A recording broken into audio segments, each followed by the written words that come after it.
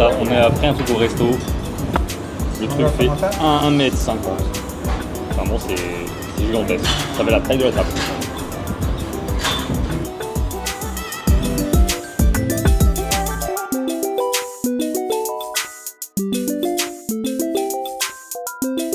L'eau est chaude, c'est un délire, j'adore. L'eau est chaude, bref, je suis content quoi. Bon voilà, ça fait on a aussi une semaine à Goa. J'ai rien filmé du tout. Rien du tout, on va profiter, hein. L'eau était chaude, il fait beau. Quoi de mieux, quoi de plus finalement. Hein. Donc, zéro vidéo. Mais là, du coup, on est à Balonga, ou un truc comme ça, je sais plus. Et regardez, c'est trop stylé. Là, on part vers Pondichéry et on a 8 heures de route.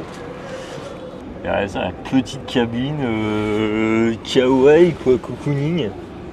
Incroyable ce truc. Et il y a pas mal de place, hein. Je suis full allongé là.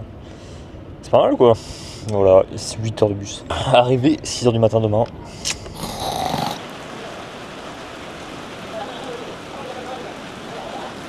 Bon, arrivé à Pondichéry à 5h du bar.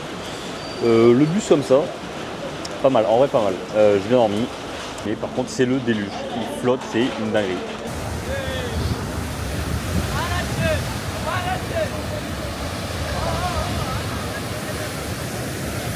Bon voilà, arrivé à Pondichéry, on est arrivé ce matin, et moi je voulais dire un truc sur la pollution. On avait quitté Goa, on était resté une semaine, c'était fou, c'est après juste quelques heures où on était arrivé, on sentait déjà la différence au niveau du nez, ça se libère et tout. Enfin, tu tousses moins vraiment, alors c'est quand même bien pollué, tu vois. Et quand on est arrivé dans la ville, j'ai oublié le nom, hier, le truc juste en quelques heures, c'est ça qui est fou. Ton nez, genre il se referme, quand ton nez commence à couler, tout ça, c'est ouf. Et, tu sens au niveau des respirations, hein, j'ai commencé à tousser, mais genre 2-3 heures. Et quand on est parti, pareil, tu sens le nez qui se libère. Là dans cette ville, ça va à peu près. Ça va, c'est mieux. Heureusement qu'on était plutôt à la mer parce que là, on voulait y retourner. Et tout est bloqué, ils ont barricadé le truc. Parce qu'il y a un cyclone qui arrive. Super. Est-ce que ça met pas la confiance là, un peu? En vrai, j'espère qu'il y a un peu de vent, comme ça fait de l'amusement. On est arrivé à Marbalipuram. On est arrivé juste ce matin, on a pris le bus depuis Pondichéry. J'ai dormi pendant tout le bus, donc le trajet est passé vachement vite. Et on a trouvé guest house super stylé. On est dans la mer là, hein. À ce niveau-là. On va être plus proche de la mer, sinon on a les pieds dans l'eau. Voilà. C'est vraiment très stylé. Et on paye 10 balles, ça va en vrai. Et là on est en train de manger et ça fait 40 minutes, si ce n'est plus, qu'on attend pour manger. Il n'y a plus personne. Ce qui est un peu bizarre. J'espère que c'est bon parce que l'attente est un peu longue. Je trouve ça fou quand même. Hein. Bon, on a fait 2-3 recherches hein, quand même. Question de sécurité. Le cyclone, je dis l'ouragan carrément.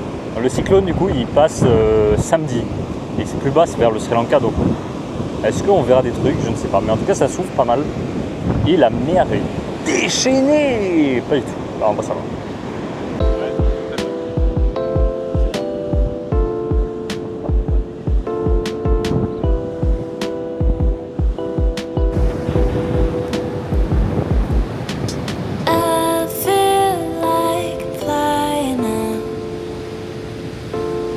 So delicate.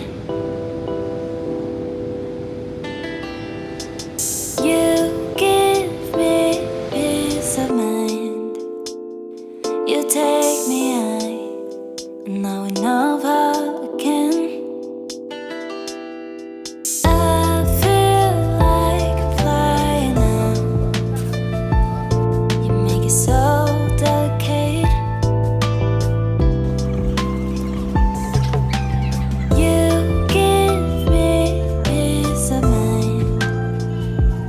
Take me high, now we know how again.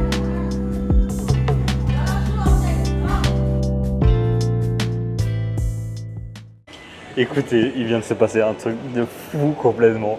Il va falloir que se poser pour raconter tout ce qui vient de se passer. Zéro van, c'est une expérience de fou, c'est lunaire. Voilà, la vérité c'est lunaire. Je vais essayer de me poser pour raconter tout ce qui vient de se passer. C'est complètement fou.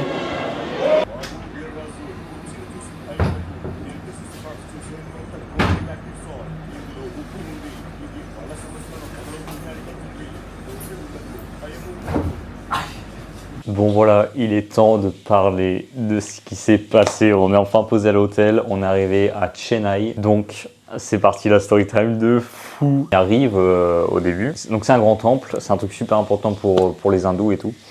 Et donc, vous voulez visiter ça. Et en fait, on y arrive, il n'y a plus d'hôtel nulle part au début. Donc, il n'y a plus rien de disponible. Il y avait trop de monde, c'était incroyable. Mais ce qui est trop bizarre, c'est quand tu rentres dans la ville, il y a des grilles. T'as l'impression que t'es dehors, mais t'as l'impression d'être enfermé. C'est trop bizarre l'ambiance. Il y a beaucoup de monde. C'est fou. Et donc, on rentre, on essaie de trouver un endroit où dormir et tout ça pour aller au temple le lendemain, en fait. Nous, on était parti du principe que c'était fermé la nuit. C'est ce qu'on pensait, ce qui était avant. Et donc, en fait... Donc on veut chercher un endroit pour dormir, pour y aller dès l'ouverture, où tout le monde y va, à 5h du matin, tout le monde se rase les cheveux. C'était ça le truc qu'on voulait voir, tout le monde se rase les cheveux, il y a des milliers de personnes qui le font en même temps. Donc ça avait l'air super intéressant. Et en fait quand on y arrive, il n'y a plus rien, il n'y a plus d'endroit et tout ça. Et en fait il y a carrément des endroits où c'est des grandes salles, où les gens dorment par terre quoi. Plein d'endroits, il y a plusieurs bâtiments. C'est une folie, il y a vraiment plusieurs bâtiments où il n'y a rien, c'est juste des gens qui dorment, et, enfin, il y a des casiers et tout ça pour que les gens laissent leurs affaires, mais et voilà. Il y a plein de bâtiments, mais imaginez un truc gigantesque avec des bâtiments où chaque bâtiment, il y a plusieurs étages de salles immenses où il y a il y a je sais pas combien de centaines de gens à l'intérieur qui dorment à même le sol ou contre le mur ou machin. Ensuite, on arrive à trouver parce que vu qu'il n'y a plus d'hôtel, il n'y a plus rien, on arrive à trouver un bloc quoi, un bâtiment pour dormir dedans, partir quoi. On arrive à choper un casier et tout pour mettre nos affaires en attendant. Et en fait, à ce moment-là, on décide d'aller manger, donc on sort. Et il y a tellement de monde, enfin il y a une ville dans la ville, c'est juste fou. Et pendant qu'on mange, en fait, on découvre que le temple, il est ouvert en permanence maintenant. C'est 24/24. Et les gens se rasent les cheveux aussi 24/24. C'est des salles toutes blanches où tu descends un peu et il y a des gens qui se font raser le crâne en permanence. Donc c'est plus comme ce qu'on avait pensé. Bon, là, écoutez-moi.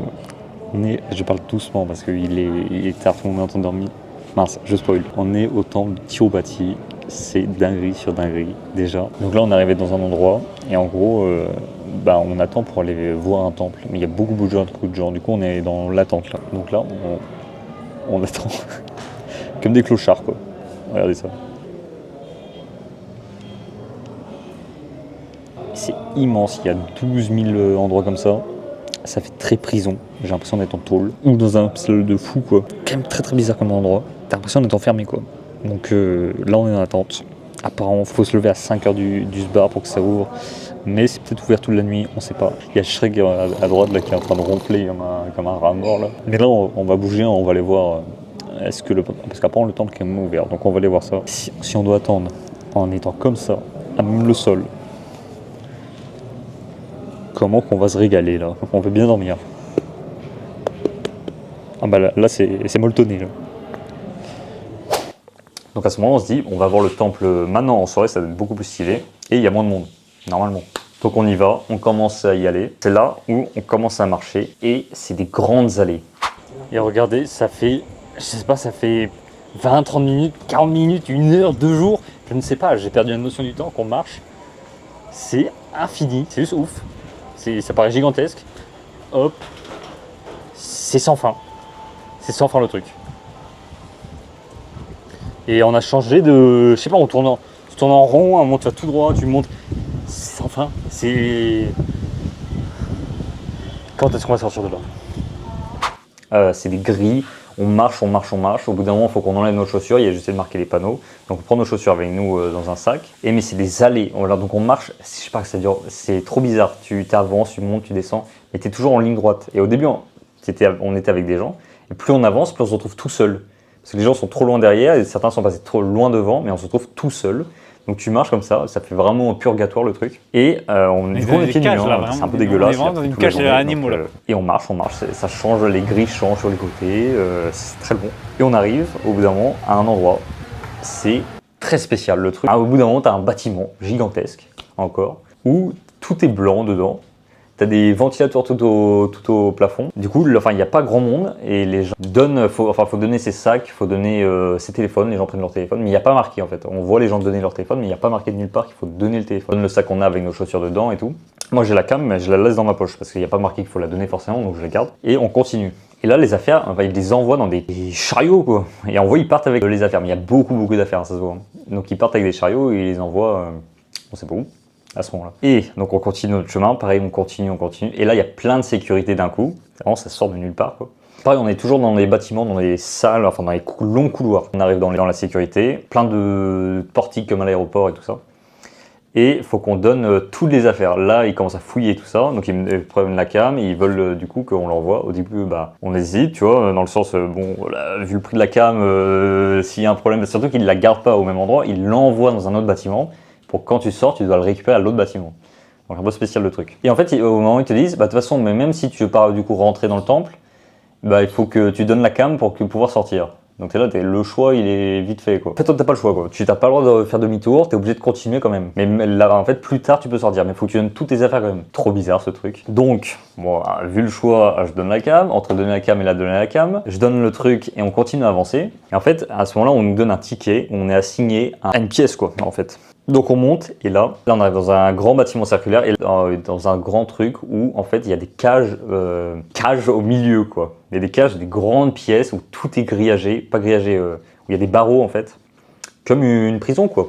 Et donc le truc est juste gigantesque, il y a énormément de gens d'un coup alors qu'on était tout seul pratiquement sur tout le long. Là il y a plein de monde. Donc là on a nos numéros, on arrive dans notre truc, on nous dit qu'il faut aller là et on dit qu'il faut attendre là. Donc faut bien imaginer, là c'est la Squid Game le truc, c'est vraiment une énorme pièce blanche. C'est une grande pièce comme ça et ça descend en fait, avec des sortes de grandes marches gigantesques qui ressemblent vraiment à un truc de prison. Il y a des barreaux de prison sur les côtés et tout ça. Et donc dans la salle, tu as l'écran géant qui est tout au bout, tu as une distribution de bouffe vraiment en mode prison, avec une barquette comme ça en plastique, où les gens passent, on n'est pas allé chercher, hein, mais on te sert de la bouffe comme ça, c'était des patates, de la bouillie de patates, et tu avais un robinet de flotte gratos comme ça, de la flotte indienne, donc bref, on pouvait pas boire, sinon tu chopes la mort. Et il y avait un téléphone, un vieux téléphone fixe accroché au mur comme ça, où c'était marqué free call et tu pouvais appeler en cas d'extrême urgence, c'était marqué, si tu pouvais appeler l'ambulance, tout ça.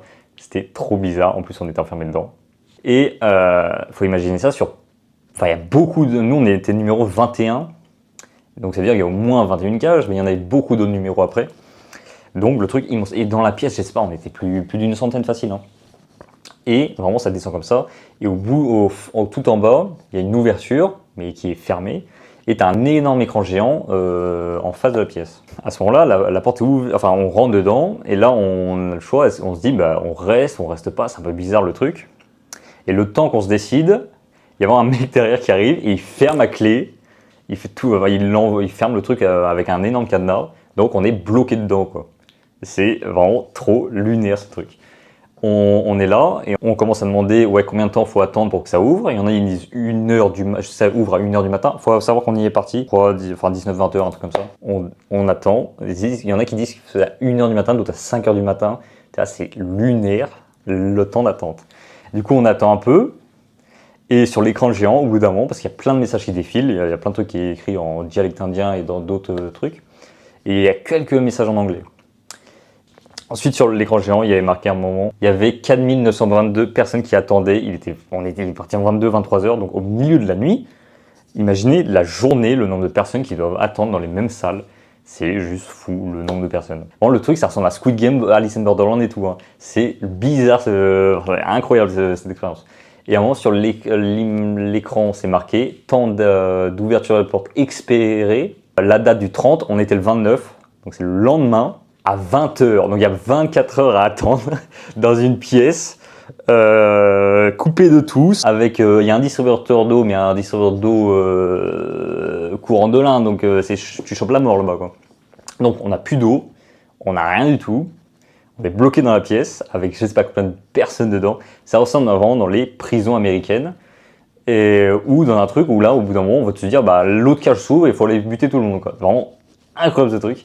Et on peut voir d'autres cages sur le côté et tout ça. Il faut imaginer, mais il y a des milliers de personnes, c'est immense, quoi. Au bout d'un on commence à se dire, mais faut qu'on sorte, c'est trop bizarre quoi. Là, on arrive à choper un mec et il nous ouvre la cage, donc on est sorti de ce truc. On sort de là-bas, donc on commence à sortir du bâtiment en cercle.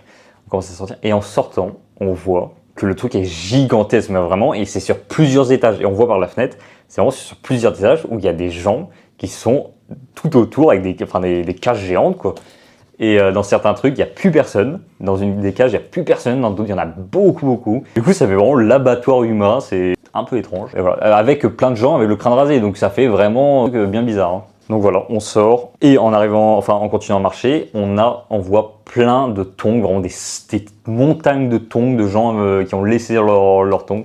Ça fait trop bizarre. On dirait que c'est vraiment le camp allemand de la Seconde Guerre mondiale pour la ref. En continuant, faut qu'on aille choper nos affaires pour essayer de récupérer nos trucs parce que là on s'est fait tout prendre quoi. Enfin, on aura tout donné. Du coup on arrive à trouver l'emplacement pour sortir. C'est la pluie, c'est le déluge à ce moment-là.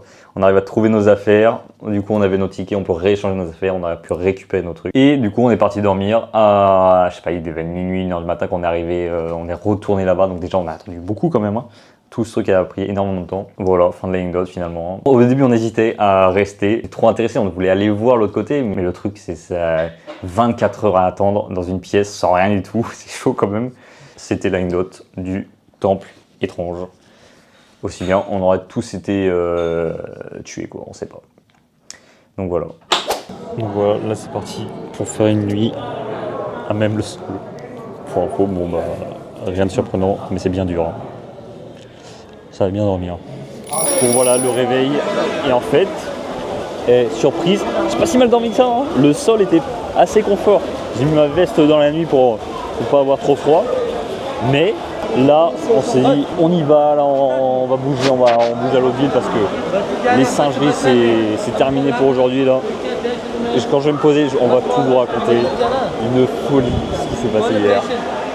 Une folie. Et là, aujourd'hui, il y a le cyclone qui passe. Du coup, c'est vraiment la tempête. Ce qui nous attend pour rentrer à Chennai, c'est 4 heures de bus. Un plaisir. 4 heures de bus avant d'arriver dans la ville. Bref, éclataxe.